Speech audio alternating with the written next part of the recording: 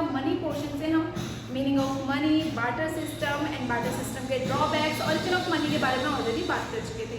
एक बार उसी को रिकॉल करते हैं और रिकॉल करते हुए साथ साथ चलते हैं आगे, और आज इस चैप्टर को हम फिनिश करने वाले हैं इस वीडियो के अंदर।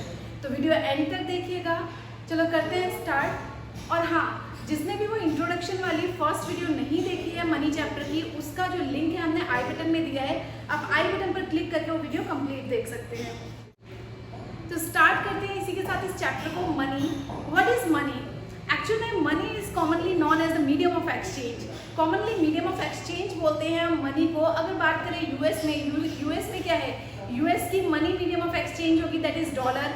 इंडिया में इंडिया की मनी दैट इज रुपी, वो मीडियम ऑफ एक्सचेंज का काम करेगी। इस तरह से जो मीडियम ऑफ एक्सचेंज का काम करे किसी भी पर्टिकुलर कंट्री में, दैट इज मनी। एक common unit and common value जिसको सभी एक्सेप्ट करें, वो मनी होता है। भाई जब पहले मनी नहीं था तो क्या करते थे, कैसी चीज़ों को खरीदा और बेचा जाता था? क्योंकि क्या है, हमारी जो वांट्स हैं, जो हमारी डिज़ायर्स हैं, वो बहुत अनएक्सपेक्टेड सी होती है, कुछ भी होती है। तो लाइक अगर मान लीजिए पहले किसी पर्सन ने अपने फील्ड के अंदर सिर्फ और सिर्फ गेहूँ उगाए हैं और उसे ज़रूरत है राइस की, भाई वीट ग्रो की, राइस की रिक्वायरमेंट है, तो वो क्या करेगा, अपने वीट लेकर जाएगा ऐसे पर्सन के पास जिसके पास राइस है, उसे वीट देगा और वहाँ से राइस लेकर आ जाएगा। तो इस तरह से क्या होता था कि जिस पर्सन को हमारे पास जो चीज़ है उसकी वैल्यू ज़रूरत है तो हम उसे वो चीज़ दे देते हैं, और दूसरे पर्सन के पास जो चीज़ है वो हम उसके बदले में ले लेते हैं। इस टाइप की का जो सिस्टम था वो पहले चलता था, जिसे कहते हैं बार्टर सिस्टम। बार्टर सिस्टम में क्या होता था कि goods are exchange for goods. भाई गुड्स के लिए गुड्स को एक्सचेंज किया जाता था, जिसको बोला जाता है CC economy. Yes, CC economy. आगे चलते हैं, origin, evolution and invention of money. क्या हुआ, टाइम के साथ कुछ प्रॉब्लम्स आई। कैसी कुछ प्रॉब्लम्स आई? भाई जब बार्टर सिस्टम चलता था, लोगों की जो वांट्स थी, डिज़ायर्स थी, वो बढ़ने लगी। भाई जो चीज़ उन्हें चाहिए वो चीज़ सामने वाले के पास अवेलेबल हो, ये पॉसिबल नहीं है। ये डबल कोइंसिडेंस ऑफ वांट मिलना ज़रूरी नहीं है। तो जो इवोल्यूशन ऑफ मनी हुआ, वो उसका रीज़न मेन क्या था? उसका मेन रीज़न था ड्रॉबैक्स ऑफ बार्टर सिस्टम। जो बार्टर सिस्टम की जो कमियाँ थी, उसके कारण एक ज़रूरत महसूस हुई कि भाई मनी यानी कि कॉमन मीडियम ऑफ एक्सचेंज होना चाहिए, जिसके बदले हम कुछ भी खरीद सके, कुछ भी ले सके। तब हुआ मनी का इवोल्यूशन। तो ड्रॉबैक्स क्या थे? क्या ऐसे ड्रॉबैक्स थे जिनकी वजह से बार्टर सिस्टम ने लॉन्ग टर्म तक वर्क नहीं किया और मीडियम ऑफ एक्सचेंज मनी आया? सबसे पहली बात जो medium of exchange of money के आने की थी, वो थी double coincidence of want. Double coincidence of want मिलना बहुत मुश्किल था, यानी कि जो चीज़ मेरे पास है वो मैं सामने वाले को दे दूँ, यानी कि उसकी रिक्वायरमेंट सामने वाले को हो और सामने वाले के पास जो चीज़ है उसकी रिक्वायरमेंट मुझे हो। ऐसे दो बंदे मिलना जिनकी कॉमन ऐसी वांट्स हो जो एक दूसरे के पास अवेलेबल हो और जिसको वह एक्सचेंज कर सके, ये चीज़ बहुत मुश्किल थी। तो इस वजह से क्या हुआ, इवोल्यूशन ऑफ मनी हुआ। नेक्स्ट है lack of a common unit of value. Common unit of value, भाई पहले क्या था, एक कॉमन यूनिट ऑफ वैल्यू नहीं थी। अगर अभी मार्केट में जाओ तो राइस के प्राइस अलग है, वीट के प्राइस अलग है, वेजिटेबल्स के प्राइस अलग है। बट पहले ये नहीं था, कुछ भी क्वांटिटी आप एक गुड की लेकर जाओ और दूसरे से गुड्स एक्सचेंज करके ले आओ, तो उनकी कोई क्वांटिटेटिव वैल्यू नहीं होती थी कि इतने गुड्स के बदले ही इतने गुड्स एक्सचेंज किए जा सकते हैं। फॉर एग्जाम्पल एक बचपन का इंसिडेंट शेयर करते हैं। एक बार हम लोग गए थे गांव में, वहाँ पर एक आइसक्रीम वाला आया और हम लोग को आइसक्रीम लेने का बहुत मन था। तो आइसक्रीम लेने जब हम गए तो हमारे पास पैसे नहीं थे। उसने बोला आइसक्रीम वाले ने कि जाओ एक कटोरी गेहूँ यानी कि वीट लेकर आ जाओ और उसके बदले में आइसक्रीम ले जाओ। तो सोचो कि सिर्फ एक कटोरी वीट के बदले में बच्चों के लिए आइसक्रीम, उनके लिए तो बहुत छोटी सी चीज़ थी, बट वो क्या था, वो यही बार्टर सिस्टम था, गुड्स के बदले गुड्स एक्सचेंज करना। तो वो फर्स्ट टाइम था जब मैंने ये चीज़ नोटिस की, ये चीज़ देखी। नेक्स्ट बात करते हैं डिफिकल्टी ऑफ फ्यूचर पेमेंट्स की, यानी कि कॉन्ट्रैक्चुअल पेमेंट्स की। भाई डिफिकल्टी इन फ्यूचर पेमेंट्स और कॉन्ट्रैक्चुअल पेमेंट किस वजह से होती थी कि सपोज करो कि आज एक क्वालिटी ऑफ वीट दिखाकर या क्वालिटी ऑफ राइस दिखाकर एक कॉन्ट्रैक्ट हुआ कि इन फ्यूचर ये क्वालिटी ऑफ राइस आप इस काम के बदले में, किसी एक पर्टिकुलर काम के बदले में किसी पर्सन को दोगे। अब क्या हुआ, ज़रूरी है कि जब वो काम होने के बाद क्या सिचुएशंस ऐसी ही रहेंगी, रेन ऐसी ही आएगी और और वही क्वालिटी ऑफ वीट या क्वालिटी ऑफ राइस प्रोड्यूस होगी। तो होता क्या था, इस तरह से डेफर्ड पेमेंट में या फ्यूचर पेमेंट में बहुत ज़्यादा प्रॉब्लम आती थी कॉन्ट्रेक्चुअल पेमेंट में, क्योंकि जो क्वालिटी ऑफ वीट देखकर वो पेमेंट हुई, तो ज़रूरी नहीं कि रेन उसी टाइप से हो, उसी टाइप की क्लाइमेट कंडीशंस हो और वो आपको उसी क्वालिटी के वीट या जो राइस है वो प्रोवाइड कर सके। नेक्स्ट चलते हैं difficulty of storage and transfer of value.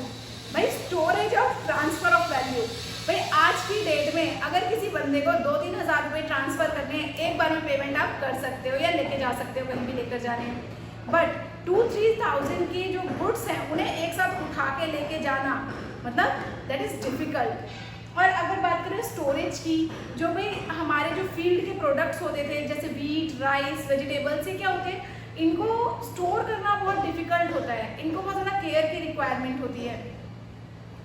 तो इस तरह से बहुत ज़्यादा प्रॉब्लम्स आती थी।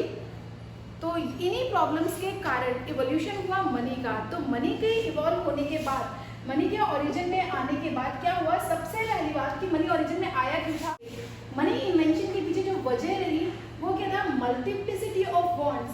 भाई टाइम के साथ साथ बार्टर सिस्टम ने काम करना बंद कर दिया, क्योंकि जो हमारी बॉन्ड्स थी ना, हमारी जो इच्छाएं थी, ज़रूरतें थी, वो क्या हुआ, टाइम के साथ बहुत ज़्यादा बढ़ने लग गई, multiplicity of bonds.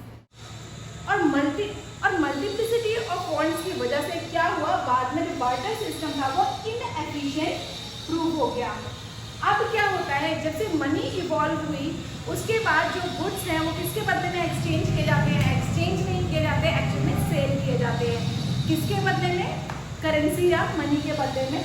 Now goods are sold for money. आगे चलते हैं, जो अगर हम बात करें मनी की, तो मनी जब स्टार्टिंग में इवॉल्व हुआ तो स्टार्टिंग में गोल्ड कॉइन्स चलते थे, गोल्ड कॉइन्स, अशर्फियाँ। तो गोल्ड कॉइन्स के बाद क्या हुआ, सिल्वर कॉइन्स आए। सिल्वर कॉइन्स के एग्जिस्टेंस में आने के बाद जब तक राजा महाराजा थे गोल्ड सिल्वर, फिर बाद में थोड़े भाई गरीब लेवल के राजा महाराजा हुए, क्या हुआ, अलॉय आ गया एग्जिस्टेंस में। अलॉय के कॉइन्स आ गए, वो जो मिक्सअप वाले आज भी जो कॉइन्स आते हैं हमने कह सकते हैं अलॉय कॉइन्स ही। फिर एग्जिस्टेंस में आया पेपर मनी, 5 रुपये, 10 रुपये, 1 रुपये, 100 रुपये, सबके क्या है, नोट्स हैं, पेपर मनी इस समय आ चुका है वर्ड। तो उसके बाद क्या एग्जिस्टेंस में आया, उसके बाद भाई क्रेडिट कार्ड्स हो गए, डेबिट कार्ड्स, यानी कि प्लास्टिक मनी। प्लास्टिक की मनी के बाद अगर हम बात करें, आजकल ई मनी भी प्रचलन में है। ई मनी क्या चीज़ है भाई, ई मनी यानी इलेक्ट्रॉनिक ट्रांसफ़र। देखो फिजिकली हमारे पास पैसे नहीं होते, पर इलेक्ट्रॉनिक ट्रांसफ़र हम कर सकते हैं। हमारे बैंक अकाउंट में पैसे इलेक्ट्रॉनिक ट्रांसफ़र से हम किसी को भी सेंड कर सकते हैं, ना हमारे हाथ में पैसे आए ना उसके आए, बट फिर भी क्या हो गया, ट्रांसफ़र हो गया, e money. Debit card, credit card लेकर जाओ, कोई भी शॉपिंग करके आ जाओ, कुछ भी करके आ जाओ बिना किसी पैसे के, सिर्फ एक कार्ड के थ्रू, तो प्लास्टिक मनी। अगर हम बात करें फंक्शंस ऑफ मनी की, जो फंक्शंस ऑफ मनी है वो क्या है। देखो फंक्शंस ऑफ मनी की अगर हम बात करें तो मीडियम ऑफ एक्सचेंज सबसे मेन की, जिसकी वजह से मनी का इवोल्यूशन हुआ था कि कॉमन मीडियम ऑफ एक्सचेंज होना चाहिए कि जिसके बदले में हम कुछ भी खरीद सके, कुछ भी ले सके। तो आजकल क्या होता है, गुड्स जो है अपने गुड्स को बेचो, मनी लो, मनी के बदले में आप कुछ भी जाकर मार्केट से खरीद सकते हो। आगे स्टोर ऑफ वैल्यू, मनी को स्टोर करना बहुत ईजी होता है भाई। सबसे बड़ी बात तो अगर आप लेकर जा रहे हो कहीं भी लेके जा रहे हो, 1000, 2000, 5000, 10,000 ऐसी पॉकेट में डाल के लेके जा सकते हो। और उससे भी बड़ी बात, आप बैंक में डिपॉजिट करा दो, क्रेडिट कार्ड, डेबिट कार्ड, एक कार्ड लेकर घूम सकते हो, या फिर ऑनलाइन ट्रांजेक्शन्स कर सकते हो, या और जो भी तुम्हारी ई वॉलेट है, ई वॉलेट यूज़ करके ट्रांजेक्शन्स कर सकते हो। तो आजकल तो भाई स्टोर ऑफ वैल्यू बहुत ईजी है। आगे चलते हैं measures of value. Measures of value यानी कि आजकल हमें ये पता है कि 1 kg वीट लेने तो इतने के आएंगे, 1 पेयर शूज़ लेने हैं तो इतने के आएंगे, 1 पेयर क्लोथ्स लेने हैं तो इतने के आएंगे। मतलब कि एक वैल्यू है, एक प्राइस है, तो मेजर ऑफ वैल्यू अवेलेबल है। हर एक चीज़ का मेजर ऑफ वैल्यू है। किसके टर्म्स में, in terms of money measure कर सकते हैं। आगे चलते हैं standard for deferred payment. Deferred payment, अगर हमने आज किसी से 1000 रुपये लिए, सपोज करो हमने बैंक से 1 लाख रुपीज़ का लोन ले लिया, तो आज जो हमने पैसे लिए, क्या इन फ्यूचर हम वही अमाउंट हम वापस देंगे बैंक को? नहीं, उसके ऊपर हमें इंटरेस्ट भी देना पड़ता है। तो टाइम वैल्यू ऑफ मनी, जिसका कोई भी नाम नहीं था टाइम वैल्यू ऑफ मनी का, किसके अंदर, जब हम बार्टर सिस्टम यूज़ करते थे, और जैसे ही एग्जिस्टेंस में आया मनी, तो क्या हुआ, जो मनी है उसकी टाइम वैल्यू भी पता चलने लगी। और इसी क्या वजह है, जो आप इंटरेस्ट यानी कि ब्याज मिलती है और दी जाती है। तो ये था वो सारा रिव्यू जो हमने लास्ट वीडियो भी किया था, और आप डिटेल में उस वीडियो में हर एक पॉइंट के बारे में देख सकते हैं। नाउ आगे स्टार्ट करते हैं। तो फ्रेंड्स आगे चलते हैं फॉर्म्स ऑफ मनी की तरफ। फॉर्म्स ऑफ मनी यानी कि कौन कौन सी फॉर्म्स ऑफ मनी आपको देखने के लिए मिलती है उनके बारे में एक बार देख लेते हैं। देखो सबसे बड़ी चीज़ है फाइट मनी। फाइट मनी क्या है? जिसको किसने इशू किया हो, इशूड बाय ऑर्डर और अथॉरिटी ऑफ गवर्नमेंट, यानी कि ऑर्डर और अथॉरिटी ऑफ गवर्नमेंट, यानी कि गवर्नमेंट ने ऑर्डर दे दिया कि भाई ये चीज़ मनी है तो उसे as a medium of exchange यानी कि मनी माना जाएगा। लाइक अगर गवर्नमेंट ने कह दिया फोन मनी है तो फोन को as a medium of exchange money माना जाएगा, मार्कर मनी है तो मार्कर को मनी मान लिया जाएगा। तो इसी तरह गवर्नमेंट ने क्या किया, याद हो गवर्नमेंट ने क्या किया था, पुराने नोट्स को कैंसिल करके एक नए नोट्स लेकर आई। गवर्नमेंट ने कह दिया आपसे ये medium of exchange as a money accept किया जाएगा। तो हम सभी क्या मानते हैं उसको, मीडियम ऑफ एक्सचेंज यानी कि मनी मानते हैं। तो इसे मना करना, एक्सेप्ट करने से मना करना बहुत गलत होता है, इसके अगेंस्ट केस किया जा सकता है। तो अपराधी माना जाता है जो इसको एक्सेप्ट करने से मना कर दे। जैसे वो 10 रुपीज़ की करेंसी के ऊपर हुआ था, 10 रुपीज़ का कॉइन रियल है फेक है, तो उसके लिए फिर न्यूज़ आई थी कि अगर इसको एक्सेप्ट करने से कोई भी मना करता है तो आप एक FIR कर सकते हो। आगे चलते हैं फिड्यूशियरी मनी। फिड्यूशियरी मनी क्या होती है? जिसको एक्सेप्ट किया जाए as a medium of exchange. किसकी वजह से? Because of trust. ट्रस्ट की वजह से मीडियम ऑफ एक्सचेंज माना जाए। किनके बीच में? पेयर एंड पेई। भाई मुझे आपको देने हैं पैसे, तो पेयर और पेई दोनों के बीच में किसी एक चीज़ को लेकर ट्रस्ट हो गया कि भाई इसे as a medium of exchange यानी कि मनी माना जाएगा। लाइक एक चेक बनाया मैंने, फ्यूचर डेट डालकर आपको दे दिया कि इसे क्या माना जाएगा, मीडियम ऑफ एक्सचेंज यानी कि मनी माना जाएगा। तो ट्रस्ट की वजह से, वो ट्रस्ट क्रिएट होने की वजह से पेयर और पे के बीच में जिसको मीडियम ऑफ एक्सचेंज माना जाएगा, that is fiduciary money. Next चलते हैं full bodied money. What is full bodied money? Full bodied money भाई एक कॉइन है, आपने उस कॉइन को क्या किया, मेल्ट कर दिया, और कॉइन को मेल्ट करने के बाद क्या किया, उस मेटल को लेके मार्केट में सेल करके आ गए। यानी कि जो कॉइन के ऊपर वैल्यू लिखी हुई थी वही वैल्यू आपको उसके बदले में मिली, तो वो क्या माना जाएगा, that is full bodied money. यानी कि जितना आपकी करेंसी पे लिखा होता है, यानी कि आपके जितना 1 रुपी कॉइन के ऊपर लिखा रहता है उसके अंदर जो मेटल लगा हुआ हो उसको बनाने में वो भी 1 रुपी के इक्वल लगा हो मेटल।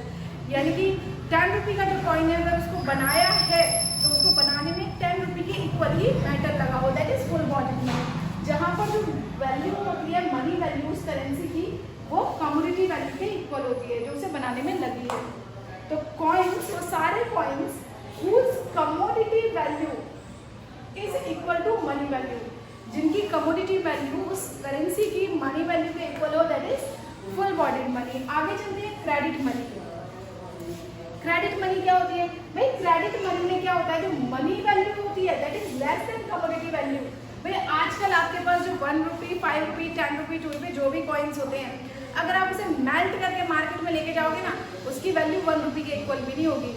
तो अगर ऐसा होने लग जाए तो क्या करेंगे, वो जो 10 रुपए के अंदर और 50 रुपए के नोट के अंदर चांदी लगी आती है उसको फाड़ के निकालेंगे और उसको जाके सेल करके आ जाएंगे, अगर उसकी वैल्यू इक्वल हुई तो, या ज़्यादा हुई तो इसीलिए हमेशा अब जो करेंसी आपको देखने को मिलेगी उसकी जो कमोडिटी वैल्यू होगी वो हमेशा उसके अंदर जो उसकी जो मनी वैल्यू होगी उससे हमेशा कम होगी उसकी कमोडिटी वैल्यू।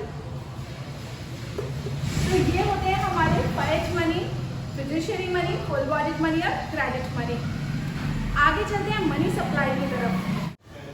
तो दोस्तों आगे चलते हैं और बात करते हैं सप्लाई ऑफ मनी की। अगर बात कीजिए सप्लाई ऑफ मनी की, तो जो टोटल स्टॉक ऑफ मनी होता है held by the people of country at a point of time, किसी भी एक पॉइंट ऑफ टाइम पर, जैसे आज की डेट में अभी अगर हम देखें जितना भी लोगों के पास पैसा होगा, जो मनी होगी वो क्या होगी, किसी भी कंट्री के लोगों के पास जो एक पॉइंट ऑफ टाइम पर जो मनी होता है that is supply of money. यानी कि सप्लाई ऑफ मनी क्या होता है, लोगों के पास पैसा। हमने बात नहीं की किसके पास, हमारी गवर्नमेंट के पास, रिजर्व बैंक के पास, सेंट्रल बैंक के पास।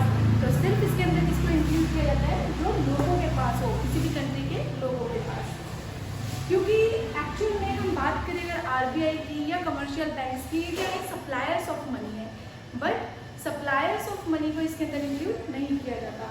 तो मनी डजंट इंक्लूड, मनी के अंदर किसको इंक्लूड नहीं किया जाएगा, जो सप्लाई ऑफ मनी है उसके अंदर किसको इंक्लूड नहीं किया जाएगा, stock of money held by the government, जो स्टॉक ऑफ मनी किसके पास होगा, गवर्नमेंट के पास होगा। Stock of money held by the banking system of a country, किसी भी कंट्री के जो बैंकिंग सिस्टम के पास मनी होता है, that is also the part of suppliers money, तो उसको भी इंक्लूड नहीं किया जाएगा क्योंकि ये लोग मनी सप्लायर है, इसलिए इंक्लूड नहीं किया जाएगा। आगे चलते हैं मेजर्स ऑफ मनी सप्लाई। अगर बात करें मेजर्स ऑफ मनी सप्लाई की, तो इंडिया में जो 4 ऑल्टरनेटिव मेथड्स यूज होते हैं या मेजरमेंट्स यूज होते हैं, उनमें आता है तुम्हारा M1, M2, M3 and M4। But जो M2, M3, M4 है उसे पावर पॉइंट के साथ डाल दिया है लास्ट में चैप्टर के अंदर। अगर आप देखोगे सिर्फ M1 को इसके अंदर इंक्लूड किया क्योंकि आपके सिलेबस का जो पार्ट है वो सिर्फ M1 है, तो हम सिर्फ M1 के बारे में स्टडी करेंगे। अगर बात करें M1 की, तो M1 के अंदर C plus DD plus OD मैंने लिखा है यहाँ पे। C यानी कि currency with the public, GD यानी कि demand deposits with the commercial bank, जो पब्लिक के डिमांड डिपॉजिट्स होंगे वो कमर्शियल बैंक के पास, OD यानी कि अदर डिपॉजिट्स। अब एक बार डिटेल्ड देख लेते हैं इनके अंदर क्या क्या आता है। And measures of money M1 की बात कर रहे हैं हम, करेंसी विद द पब्लिक यानी कि जिसको हमने C से डिनोट किया था, करेंसी विद द पब्लिक, इसके अंदर चाहे नोट्स हो, कॉइन्स हो, सब कुछ इंक्लूड किया जाता है करेंसी विद द पब्लिक के अंदर। नेक्स्ट, अब जो लोगों के डिमांड डिपॉजिट्स होंगे किसके पास, कमर्शियल बैंक्स के पास, उनको भी इंक्लूड करना होगा। तो नेक्स्ट इसके अंदर इंक्लूड किया जाता है demand deposit of the people, किसके पास, कमर्शियल बैंक के साथ, तो बेटा कमर्शियल बैंक। आगे चलते हैं other deposits of reserve bank. Reserve bank के पास जो अदर डिपॉजिट्स होंगे, भाई किन डिपॉजिट्स को हम नहीं लेते। पहली बात तो जो रिजर्व बैंक ऑफ इंडिया के पास इंडियन कमर्शियल बैंक्स के डिपॉजिट्स होंगे, प्लस जो हमारे गवर्नमेंट के डिपॉजिट्स होंगे उन्हें हम नहीं लेते।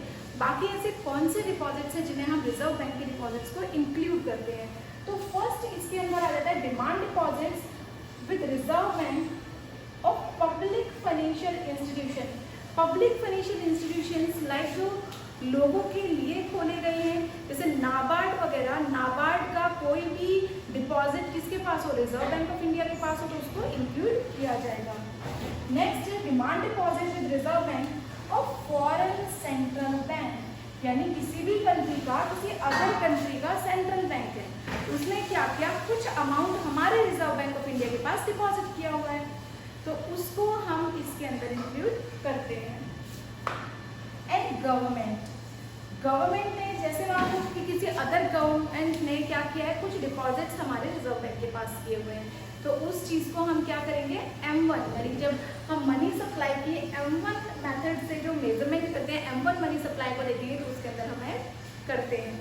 नेक्स्ट है demand deposits of international financial institutions. Demand deposits of international financial institutions यानी कि IMF हो गया, वर्ल्ड बैंक हो गया, इस टाइप की जो भी अदर फाइनेंशियल इंस्टीट्यूशंस हैं जो इंटरनेशनल हैं, तो उनके अगर कोई भी डिपॉजिट्स हमारे रिजर्व बैंक के पास है तो हम उसे इंक्लूड करेंगे M1 के अंदर। तो दोस्तों लास्टली हम बात करते हैं सप्लायर्स ऑफ मनी के बारे में, जो मनी सप्लाई करते हैं।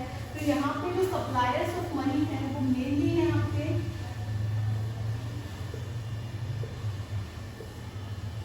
3 सप्लायर्स हैं यहाँ मनी के। फर्स्ट इज सेंट्रल बैंक, किसी भी कंट्री का जो सेंट्रल बैंक होता है वो उसका मनी सप्लायर होता है। Secondly commercial banks, and third is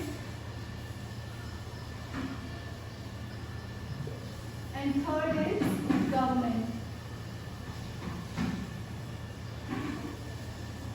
क्योंकि सप्लायर ऑफ मनी होते हैं इसीलिए इनके पास जो मनी होती है हम उसे मनी के अंदर, यानी कि जो स्टॉक कॉन्सेप्ट होता है आपका सप्लाई ऑफ मनी, उसके अंदर हम इन्हें ऐड नहीं करते। तो होता क्या है, देखो सेंट्रल बैंक क्या करता है, सेंट्रल बैंक मनी क्रिएट करता है, मैं मनी प्रिंटिंग का जो काम होता है वो ये करता है। इसके पास कम से कम जो मिनिमम रिजर्व सिस्टम होता है उस बेसिस पर ये मनी जो होता है वो प्रिंट करता है। तो जो मिनिमम रिजर्व सिस्टम होता है उसमें क्या होता है, हम एक क्वेश्चन हमारे मन में राइज होता है कि जो बैंक, हमेशा सबके मन में एक क्वेश्चन अराइज होता है कि जो किसी भी कंट्री के अगर बैंक्स ही मनी क्रिएट करते हैं, यानी हमारे हाथ में मनी क्रिएशन हमारे बैंक्स के, तो RBI जितनी चाहे उतनी मनी क्रिएशन क्यों नहीं कर देता, क्यों वो उतनी मनी प्रिंट नहीं कर देता, क्यों इतने पैसे की कमी है। तो दोस्तों एक सिस्टम होता है मिनिमम रिजर्व सिस्टम जो फॉलो करते हैं किसी भी कंट्री का सेंट्रल बैंक। इस सिस्टम के अकॉर्डिंग हमारा जो रिजर्व बैंक है उसे 200 करोड़ के 200 करोड़ के डिपॉजिट्स रखने होते हैं अपने पास, और वो डिपॉजिट्स होते हैं आपके गोल्ड डिपॉजिट और फॉरेन एक्सचेंज। तो इतना उसे फॉरेन एक्सचेंज अपने पास एज अ रिजर्व रखना पड़ता है। अब इसी के बेसिस पर वो मनी क्रिएट करता है। अब इसमें भी एक कंडीशन है कि उसके अंदर गोल्ड होना चाहिए, वो कम से कम 115 करोड़ की वैल्यू का गोल्ड रिजर्व किसी भी कंट्री के पास होना चाहिए, और इसी के बेसिस पर, इसी रेशियो में जो मनी क्रिएशन या मनी प्रिंटिंग की जाती है वो की जाती है। आगे चलते हैं कमर्शियल बैंक की तरफ। कमर्शियल बैंक मनी क्रिएशन तो करते हैं, यानी कि वो डिमांड डिपॉजिट्स एक्सेप्ट करते हैं और डिमांड डिपॉजिट्स के बेसिस पर मनी क्रिएशन करते हैं। और ये जो मनी क्रिएशन का पूरा प्रोसेस है ये हम अपने नेक्स्ट वीडियो में डिस्कस करेंगे जब हम कमर्शियल बैंक्स और सेंट्रल बैंक के बारे में रीड करेंगे। फिलहाल अगर हम बात करें कमर्शियल बैंक्स की, क्योंकि कमर्शियल बैंक्स जो डिपॉजिट करते हैं मनी, जो डिमांड डिपॉजिट पब्लिक से करते हैं उससे मनी क्रिएशन करते हैं, क्योंकि वो जो डिपॉजिट होता है वो चेकेबल डिपॉजिट होता है, तो इन्हें हम क्या कहते हैं, सप्लायर ऑफ मनी में ऐड करते हैं। पर ये प्रिंटिंग का काम नहीं करते। स्पेशली जो मनी प्रिंटिंग का काम करता है वो सेंट्रल बैंक करता है। आगे अगर हम बात करें गवर्नमेंट की, तो गवर्नमेंट जो है उसे सप्लायर, मनी सप्लायर कहा जाता है। क्यों कहा जाता है, उसके पीछे वजह है क्योंकि 1 रुपये के जो कॉइन्स और नोट्स होते हैं वो गवर्नमेंट प्रिंट करती है, इसीलिए इसे सप्लायर ऑफ मनी कहा जाता है। तो ये था हमारा मनी चैप्टर जो हमने आज की वीडियो में कंप्लीट कर लिया है। मिलते हैं नेक्स्ट वीडियो में जहां हम बैंकिंग को कंप्लीट करेंगे। तो money and banking complete unit हमारी हो जाएगी, और बैंकिंग के अंदर हम स्पेशली पढ़ेंगे कमर्शियल बैंक और सेंट्रल बैंक्स के बारे में, कैसे वो मनी क्रिएशन करते हैं। पूरा प्रोसेस हम इस वीडियो के अंदर करने वाले हैं। क्या फंक्शंस होते हैं सेंट्रल बैंक के, तो उसके बारे में आप ज़रूर देखिएगा। इससे आपको इन दोनों के बारे में बहुत डेप्थ नॉलेज मिलने वाली है जो आपके बहुत काम आएगी, और बहुत इंटरेस्टिंग चैप्टर है वो। तो फ्रेंड्स आज के लिए बस इतना ही। Keep learning, keep practising. मिलते हैं नेक्स्ट वीडियो में with new topic. Till then bye bye, take care.